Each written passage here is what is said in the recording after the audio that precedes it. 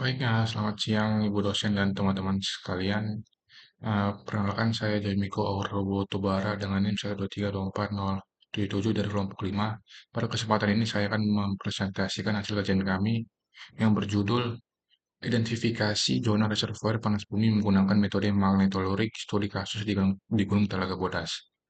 Presentasi ini akan membahas latar belakang potensi geotermal Indonesia, rumusan masalah, eksplorasi, metode penelitian berbasis studi literatur, teori sistem panas bumi, dan prinsip magnetotelurik, serta hasil interpretasi resistivitas bawah permukaan di Talaga Bodas. Nah, selanjutnya adalah latar belakang. Indonesia memiliki potensi energi panas bumi yang sangat besar karena berada di jalur Ring of Fire. Aktivitas vulkanik dan tektonik menghasilkan sistem hidrotermal yang melimpah, menjadikan panas bumi sebagai sumber energi baru terbarukan yang strategis. Salah satu daerah prospek penting adalah Gunung Telaga Bodas di Garut, Jawa Barat. Kawasan ini menuntut metode eksplorasi yang mampu menembus kedalaman dan memberikan gambaran jelas mengenai kondisi bawah permukaan. Jadi, resiko kegagalan pemboran yang tinggi akibat ketidakpastian geologi menjadikan metode ini sebagai pilihan utama karena dapat mendeteksi distribusi resistivitas batuan, mengidentifikasi lapisan penudung, reservoir, dan sumber panas, serta memberikan dasar ilmiah untuk pengembangan energi panas, bumi yang efisien dan berkelanjutan. Nah, selanjutnya ada rumusan masalah. Berdasarkan latar belakang tersebut, rumusan masalah dalam penelitian ini adalah pertama bagaimana prinsip kerja metode ini dalam mengidentifikasi perbedaan sifat fisik batuan bawah permukaan. Kedua, berapa rentang nilai resistivitas yang dapat diklasifikasikan sebagai gap rock, reservoir, dan sumber panas. Ketiga, bagaimana model resistivitas 2D ini hasil inferensi dapat menggunakan atau menggambarkan geometri dan kedalaman reservoir. Dan yang terakhir, bagaimana korelasi hasil magnetolorik ini di dalam metode ini dengan data geologi dan geokimia serta apa implikasinya terhadap eksplorasi panas bumi di Talaga Bodas. Lanjut metode.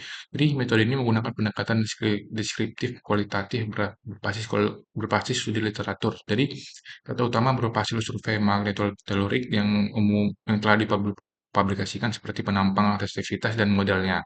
Data pendukung meliputi informasi geologi regional, geokimia fluida hidrotermal, serta struktur sesar dan rekan yang berperan sebagai jalur migrasi fluida panas. Nah, tahapan penelitiannya itu ada tiga langkah. Yang pertama, pengumpulan referensi kunci dari jurnal dan laporan penelitian. Yang kedua, sintesis model resistivitas dua dimensinya dari berbagai sumber untuk membangun gambaran umum distribusi vertikalnya. Kemudian yang ketiga, korelasi dengan data geologi dan geokimia. Jadi untuk memperkuat interpretasi. Kemudian keterbatasan penelitian ini adalah tidak adanya survei lapangan langsung sehingga hasil analisis ini sangat bergantung pada kualitas publikasi terdahulu. Nah, ini ada teorinya. Jadi, ada dua teori yang dimana sistem panas bumi hidrotermal terdiri atas tiga komponen utama. Jadi, sumber panas berupa intrusi magma, reservoir berupa sebagai batuan permeabel yang menyimpan fluida panas, dan caprock sebagai lapisan impermeabel yang menahan fluida agar tidak langsung keluar permukaan. Jadi, proses perpindahan ini berlangsung melalui konveksi fluida dan struktur geologi seperti sesar dan rekahan menjadi jalur utama migrasi pada fluida panas. Kemudian ada metode magnetolorik bekerja dengan mengukur medan listrik dan magnet alami bumi untuk menentukan resistivitas batuan. Jadi, keunggulan metode ini yaitu magnetolorik adalah penetrasi hingga puluhan kilometer, tidak memerlukan arus buatan dan sensitif terhadap fluida serta mineral alterasi. Nah, model resistivitas ini khas seperti panas bumi terdiri dari tiga lapisan. Nah, setahu saya itu caprock itu kurang dari 10 ohm meter, reservoir itu 10 sampai 100 ohm meter, dan sumber panas lebih dari 100 ohm meter. Jadi model ini menjadi acuan utama dalam interpretasi data magnetolorik dan telah terbukti efektif dalam membedakan zona-zona penting seperti panas bumi. Nah, di sini ada gambarnya yang dua ya. Dua itu jadi hasilnya itu bisa dilihat dari gambar tersebut. Jadi dia ada sesarnya dan terus yang paling atas itu ada overburden, clay cap, reservoir yang paling bawah itu rock heat source. Jadi kemudian itu ada yang sebelah kanannya ada kedalaman paling atas kedalamannya. Nah, tadi hasil analisis menunjukkan adanya lapisan dangkal konduktif dengan resistitivitas kurang dari 10 ohmmeter bisa dilihat yang diinterpretasikan sebagai clay cap. Lapisan ini terbentuk akibat alterasi hidrotermal bersuhu rendah dengan mineral sitosit, Smith sama Illit. Nah, terus di bawahnya terdapat zona dengan resistitivitas menengah 10 sampai 100 ohm meter pada kedalaman 1 sampai 2,5 kilometer. Zona ini diinterpretasikan sebagai reservoir panas bumi, yaitu batuan alterasi suhu tinggi dan permeabilitas cukup baik untuk menyimpan mengalirkan fluida panas. Nah, lebih lagi dalam lagi, jadi zona resistif. Nah, lebih dari 100 ohmmeter ditemukan pada kedalaman lebih dari 2, kilometer.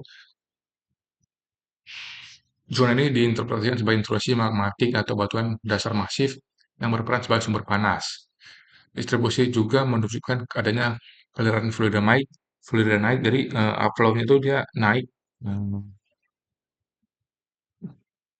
Bisa lihat dari sini 2D resistivity cross section.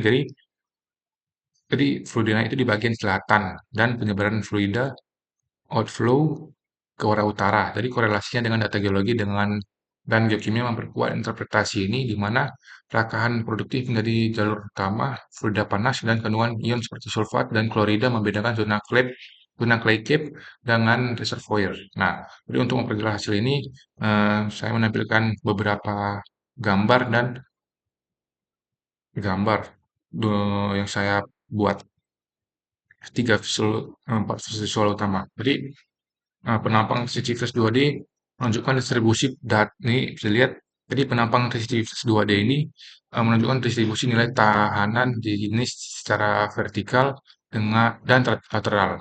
Jadi warna biru mewakili clay cap, hijau kuning sebagai reservoir dan merah sebagai head source.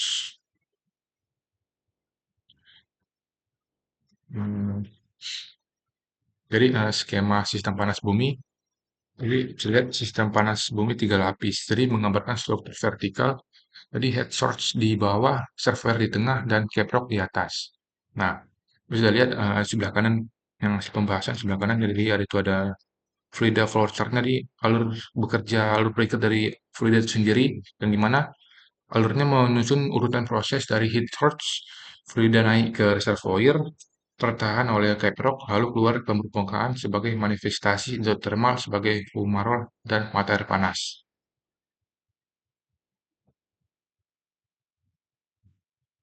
Nah, ini analisis